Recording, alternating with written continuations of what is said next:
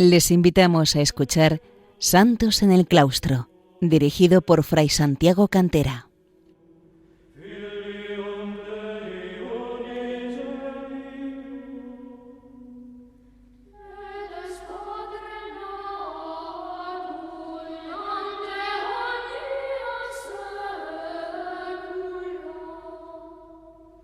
Bienvenidos, queridos oyentes de Radio María, a un nuevo programa de Santos en el Claustro, el programa en el que entre mi hermana Margarita y yo vamos viendo la vida de santos y santas que han brillado en la vida monástica a lo largo de los siglos, desde el siglo IV hasta nuestros días, fundamentalmente,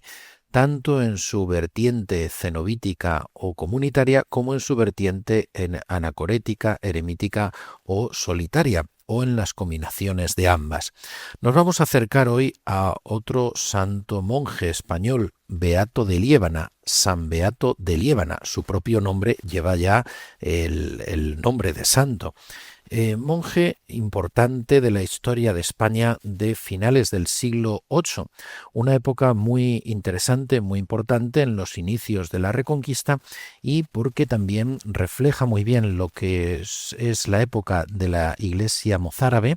y todo el conflicto que se dio en torno a la herejía del adopcionismo que tuvo lugar, arraigó entre algunos de los mozárabes, no en todos, como a veces falsamente se ha acusado, sobre todo desde fuentes francesas, muy interesadamente, sino en una parte de los mozárabes, no en todos, y refleja también el ambiente que se vivía en aquella época en que los musulmanes dominaban la mayor parte de la península ibérica, la mayor parte de España, y también el ambiente, por lo tanto, apocalíptico que se vivía. Lo más famoso de él es el comentario del Apocalipsis, o el comentario al Apocalipsis,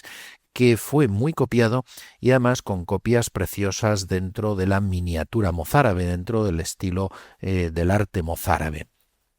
San Beato de Liébana vive en una época en la que buena parte de Europa occidental está bajo el dominio del Imperio Carolingio, o mejor dicho, de Carlomagno, de la dinastía carolingia, que Carlomagno va a llegar a coronarse emperador en la Navidad del año 800, una fecha en la que posiblemente ya no vivía San Beato de Liébana por poco tiempo antes. Y buena parte de Europa, por tanto, estaba bajo el dominio franco de los francos de Carlomagno, y el norte de España se encontraba liberado en la parte de Asturias y Cantabria por el reino de Asturias. Había comenzado allí en el reino Astur la reconquista frente a los musulmanes, que también se iría extendiendo posteriormente a otras zonas de los Pirineos, tanto en la zona de Navarra como de Aragón como de Cataluña, dando origen a otras entidades políticas que irían evolucionando también en la Edad Media española, y así surgiría esa España de condados, reinos y coronas que culminaría en la unión dinástica de los reyes católicos de Isabel y Fernando desde su matrimonio y los inicios de los reinados de Isabel y Fernando en Castilla y en Aragón, la unión de las dos coronas, la incorporación de diversos territorios, el reino de Granada, las Canarias, y ya en vida solo de Fernando también del reino de Navarra, además de otros territorios en el norte de África, y el sur de Italia, y por supuesto la expansión hacia América. Es el proceso de la Reconquista del que San Beato de Liébana es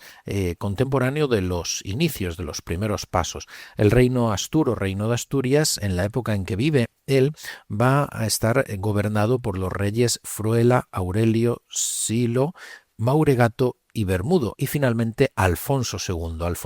el Casto, que es una gran figura que va a traer una parte importante de la evolución del reino Astur hacia lo que también después se constituirá como el reino de León, el reino Astur-Leonés. Él es uno de los principales que va dando los pasos principales en esta época. Son importantes algunos elementos para destacar, por ejemplo, la capital del reino Astur inicialmente inicialmente se asentó en Cangas de Onís, después se derivó hacia Pravia y más tarde ya hacia la ciudad de Oviedo. Ya sería después, tiempo mucho más tarde, cuando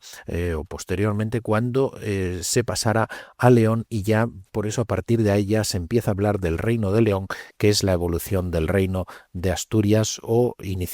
también en ese tránsito de reino astur-leonés. Toda esta franja del reino astur, formado fundamentalmente entonces por Cantabria, Asturias y también Galicia, hacia donde se extiende, es fundamental, es importante tener en cuenta que es un ámbito fundamentalmente rural, un ámbito en el que se va a desarrollar el arte prerrománico asturiano y un ámbito que vive pues dentro de la rusticidad y de las posibilidades de la época, recogiendo todo lo que le era posible la herencia cultural y política del reino visigodo de Toledo. Allí aparecen algunos monasterios importantes, como el de Liébana, en la zona de los valles lebaniegos, en los picos de Europa, y allí va a ser monje Beato de Liébana, San Beato de Liébana, que debió de nacer hacia los años 730. Desde luego, para mediados del siglo VIII ya podemos constatar que había nacido, posiblemente es en el decenio de los años 730. Es cuando deba constatarse su nacimiento. Aunque algunos supusieron un origen toledano o de la España dominada por los musulmanes, lo más probable es que no, es que efectivamente fuera natural de la misma zona de Liébana y allí ingresase en el monasterio que después se llamaría de Santo Toribio. Monasterio de Santo Toribio, que inicialmente se había puesto bajo la advocación de San Martín. Cuando ingresa San Beato de Liébana, es el monasterio San Martín de Liébana. Allí hizo su noviciado, tuvo su formación, profesó como monje, probablemente bajo alguna de las reglas de la época hispano-visigótica, aunque se ha querido señalarlo como benedictino, muy probablemente todavía entonces era una de las reglas hispano-visigóticas, la de San Fructuoso, la de San Isidoro, la que allí se observaba. Sabemos que San Beato entró en relación con la corte, fue apreciado por los reyes astures y de hecho estuvo también colaborando en la capital, en Cangas de Onís, después en Pravia, con la corte como consejero y posiblemente como confesor de algunos de los reyes y de las reinas.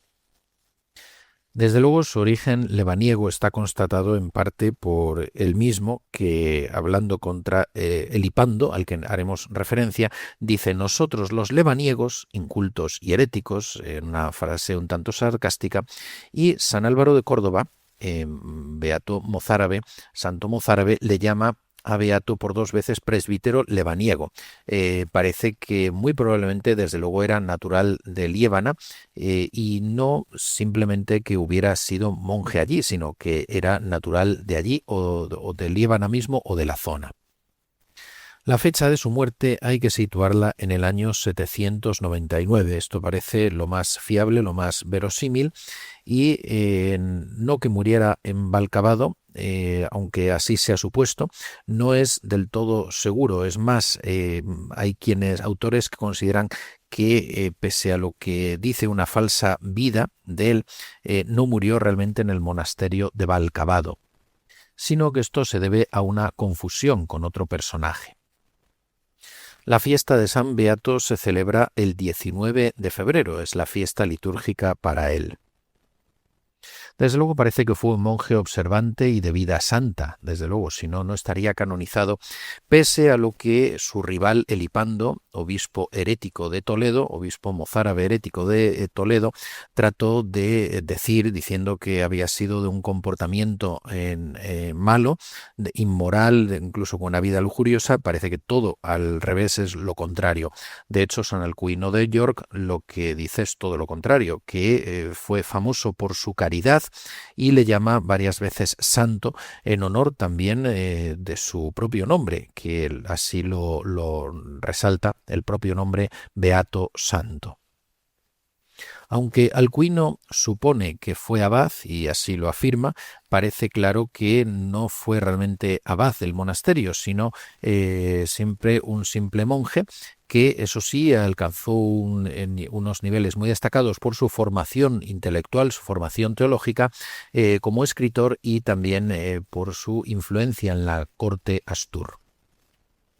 De hecho, se dedicó muy principalmente al estudio de la Sagrada Escritura, de la Biblia, algo muy propio dentro de la tradición monástica. La biblioteca de Liébana era rica, desde luego tanto en ejemplares de la Sagrada Escritura de la Biblia como en libros que sabemos que había de San Gregorio Magno, de San Isidoro de Sevilla, por supuesto, de otros autores como San Jerónimo, San Agustín, San Ambrosio, Orígenes, Juan Casiano, San Cipriano de Cartago, San Cirilo de Alejandría, y a los que hay que unir también otros autores como Victorino, Primasio, Ticonio, Arringio,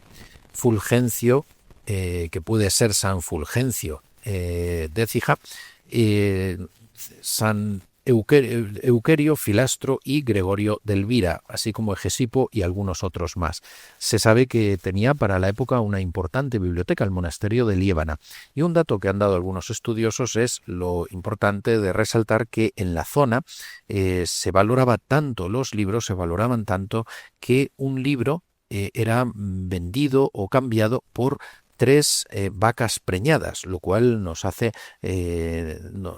puede dar idea de, en aquel ambiente rural, en aquel ambiente agropecuario, el valor tan grande que tenía un libro, equivalente a 3 vacas preñadas, es decir, con terneros en su seno. Vamos a hacer una pausa musical para escuchar al grupo Scola Antiqua, formado por antiguos escolanos de la escolanía de la Abadía Benedictina de la Santa Cruz del Valle de los Caídos, dirigidos por Juan Carlos Asensio, cantando Miserere, Miserere, unas preces de canto hispano mozárabe, de canto hispano visigótico mozárabe. Miserere, miserere, miserere.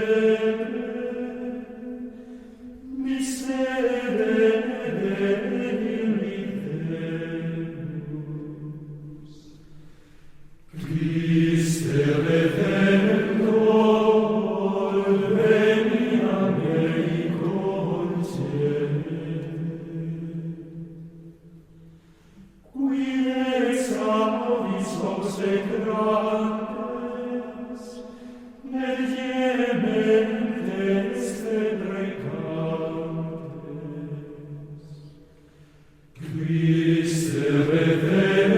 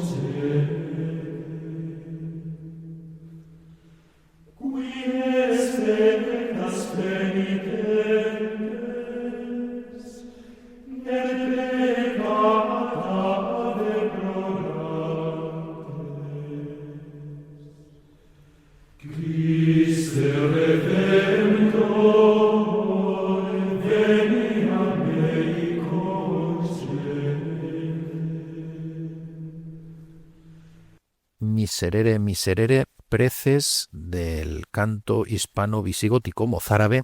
dirigido por Juan Carlos Asensio, el grupo Scola Antiqua. El canto hispano visigótico, comúnmente llamado mozárabe, en su forma original no se ha sabido reconstruir tal cual lo cantaron en aquellos primeros siglos. Las reconstrucciones han sido posteriores, a partir de los cantorales de Cisneros, y normalmente una vertiente notablemente gregoriana. También incluso ha habido, como en algún programa pusimos,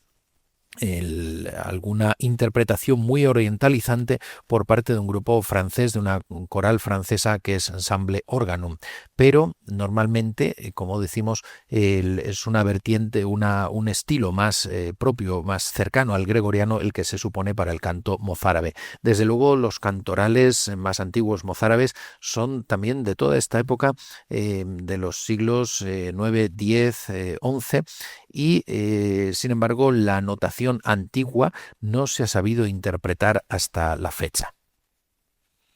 ¿Cuál era el ambiente mental, moral y espiritual en que se movía esta sociedad Astur y los monjes mozárabes, también de la España ocupada por los musulmanes? Pues era un ambiente en el que buena parte de ellos esperaban la segunda venida de Jesucristo ya de un modo temprano, la parusía, venida gloriosa tras los acontecimientos dramáticos de la llegada del anticristo y de la persecución, de la gran tribulación, de la persecución a la Iglesia y a los santos de los últimos días, ya al final de lo que se suele hablar del fin del mundo. Por eso el Beato de Liébana, San Beato de Liébana, dedicó un extenso comentario al Apocalipsis. Es su obra más extensa y más conocida. En concreto, sabemos que esperaban la llegada ya del final de los acontecimientos finales y del fin del mundo para el año 800, con lo cual San Beato de Liébana, que murió en el 799 a la espera de estos acontecimientos, muy convencido de ello, no pudo llegar a ver que esa fecha pues era errónea y que habían calculado y que no se producía este hecho. ¿De qué venía esta interpretación? Pues en gran medida de considerar que se cumplían para entonces los 6.000 años de la existencia del mundo, desde su creación, a partir de los cálculos de otros autores anteriores y dentro de ellos algunos padres de la Iglesia. La primera edición del comentario del Apocalipsis es del año 776. Y sabemos que volvió a hacer algunas ediciones más, recomponiendo, retocando este escrito. Quizá algunos de los aspectos que podamos destacar dentro del Apocalipsis es lo que se refiere, por ejemplo, a cómo el anticristo considera que el diablo se introduce o se introducirá en el anticristo, y entonces el diablo tendrá en el anticristo tal poder que nunca antes lo había tenido, que nacerá de la tribu de Dan y que en la Iglesia, no obstante, haya muchos anticristos que lo están prefigurando. La Iglesia, no obstante, camina siempre hacia lo alto, hacia la patria celestial, peregrina guardando el fin del mundo, y es una en la vida de todo el mundo. La Iglesia católica es equiparada también a Sion, a Jerusalén, a la Nueva Jerusalén. Es importante todos estos elementos también de eclesiología que desarrolla, así como otros de neumatología del Espíritu Santo. Tiene muy claro que el Espíritu Santo es el autor o el inspirador de la Sagrada Escritura y que difunde su gracia septiforme, los 7 dones, en la Iglesia. Dios es el ser, Dios es el ser, el Verbo, el Hijo de Dios, es verdadero Dios, y por el Verbo divino Dios ha hecho toda la creación, ha hecho todas las cosas. De algún modo ya está aquí combatiendo también todo lo que va a ser la herejía de Elipando. Resalta la figura de Jesucristo como alfa y omega, el primero y el último, y en varias ocasiones incide también en la asunción de la naturaleza humana por el Verbo y la unión de las dos naturalezas en su persona. Es un reflejo también, evidentemente, de su apologética antiadopcionista que va a ir desarrollando con los años, sobre todo en los últimos años del siglo VIII. Desarrolla también algunos aspectos importantes acerca del patrocinio de Santiago, como veremos, y desde luego unas valoraciones también importantes acerca de los monjes y la vida monástica, como los santos huyen del mundo a las peñas y los montes, lo que pueden ser en cambio los malos monjes, los malos religiosos, y recoge una visión de la historia en gran medida agustiniana con la idea de las dos ciudades, cómo el pueblo del diablo combate a la Iglesia y cómo también los paganos y los cristianos están mezclados, todos ellos dentro de la Iglesia. Habla también de las 6 o 7 edades del mundo, conforme a algunos autores anteriores, como algunos de los padres de la Iglesia, entre ellos San Isidoro de Sevilla, y opone desde luego al rey de Babilonia, que es el diablo, que trae la confusión y la herejía, frente a Jerusalén como la Iglesia, Jerusalén como visión de paz. Habla también del tema de los 1000 años. Está en una línea que puede hallarse dentro de lo que se ha considerado el milenarismo, sin caer de todas formas en esta herejía. La otra obra importantísima de él es el Apologético, o Apologeticum, que escribió contra Elipando de Toledo. Elipando fue un obispo mozárabe que asumió la sede episcopal toledana y defendió junto con otro obispo, Félix de Urgel, una herejía que en gran medida quería congraciarse con el poder musulmán. Siempre el gran peligro que pueden tener los obispos, los prelados, que puede tener la jerarquía eclesiástica de querer agradar al poder político, incluso asumiendo las herejías del que el propio poder político pueda defender, o las doctrinas que el poder político de cada momento pueda defender. Lo que quiso lo que quisieron hacer Félix de Urgel y Elipando de Toledo fue, su teoría era que Jesucristo es un hombre que ha sido adoptado como hijo por Dios. Por lo tanto, Jesucristo no es hijo unigénito, verdadero de Dios, no es Dios de Dios, luz de luz, sino hijo adoptivo de Dios. Esta evidente herejía fue combatida desde luego en todo el Imperio Franco, sobre todo por San Alcuino de York, y en España, en el norte, fue combatida muy especialmente por San Beato de Liébana y su discípulo Eterio, que además de monje fue obispo de Osma. Si bien parece que no llegó a residir prácticamente en esta diócesis, sino que permaneció en el monasterio. La doctrina de San Beato de Liébana es la defensa de la ortodoxia cristológica. Jesucristo es verdadero Hijo de Dios. Es, como hemos señalado, el Verbo de Dios encarnado, que ha asumido la naturaleza humana sin despojarse de la divina, y por lo tanto en él hay dos naturalezas, divina y humana, en la única persona del Verbo, que es la segunda de la Santísima Trinidad.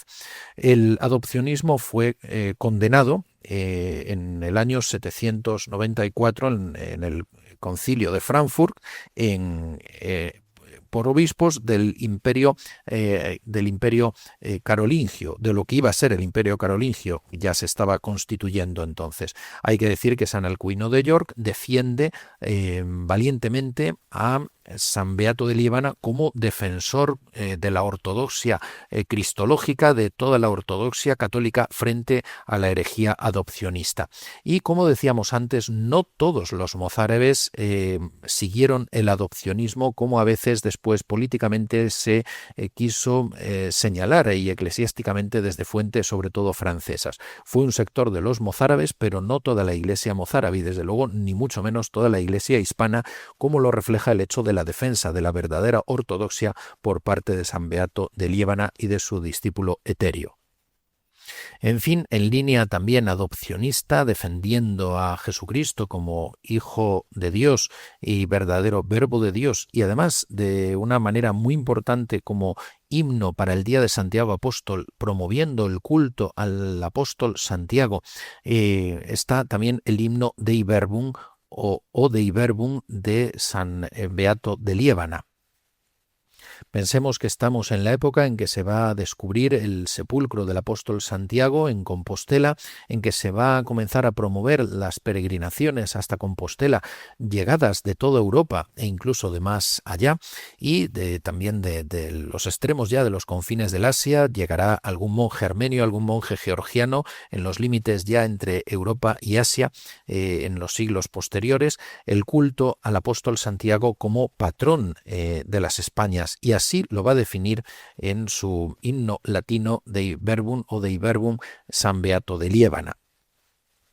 El himno comienza así: Oh Verbo de Dios, pronunciado por la boca del Padre, creador y verdadero principio de las cosas, autor perenne, luz, origen de la luz, alumbrado por el vientre de la gloriosa Virgen, Cristo, tú realmente nuestro Emmanuel. rey y sacerdote, en cuyo honor brillan las sagradas piedras, que son 3x4, el ónice, el ágata, el berilo, el zafiro, etcétera. Va destacando los otros que señala en el Apocalipsis. Por lo tanto, es una afirmación de la divinidad de Jesucristo y de su verdadera filiación divina, no una filiación adoptiva de Dios. Va hablando después de cómo los apóstoles también se fueron distribuyendo las zonas de evangelización. Y resaltaré de un modo especial al apóstol Santiago, el llamado Santiago de Cebedeo, cumpliendo el apostolado ejemplarmente, arrebata victorioso los estigmas de la pasión, llevado al martirio,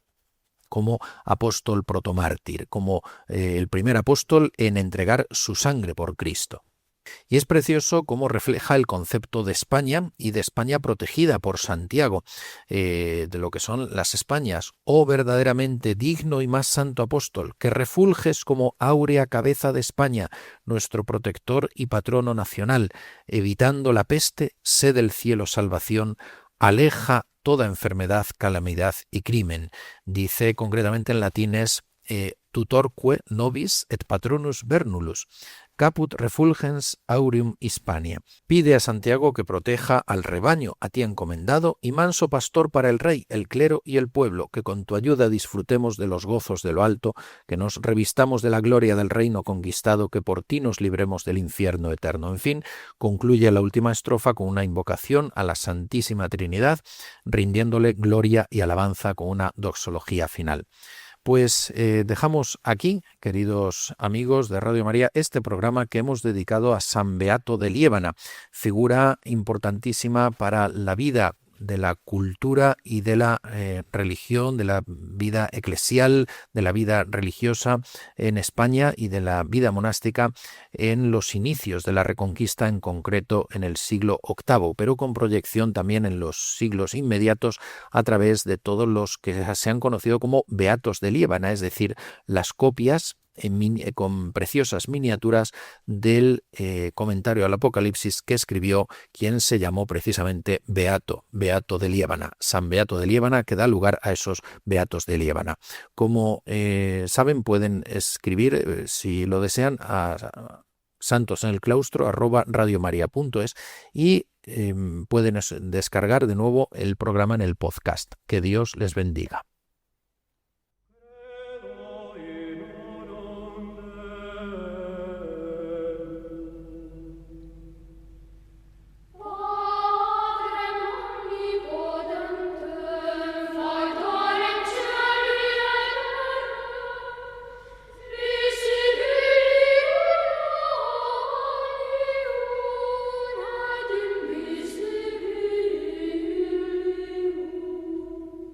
Han escuchado en Radio María Santos en el Claustro, un programa dirigido por Fray Santiago Cantera.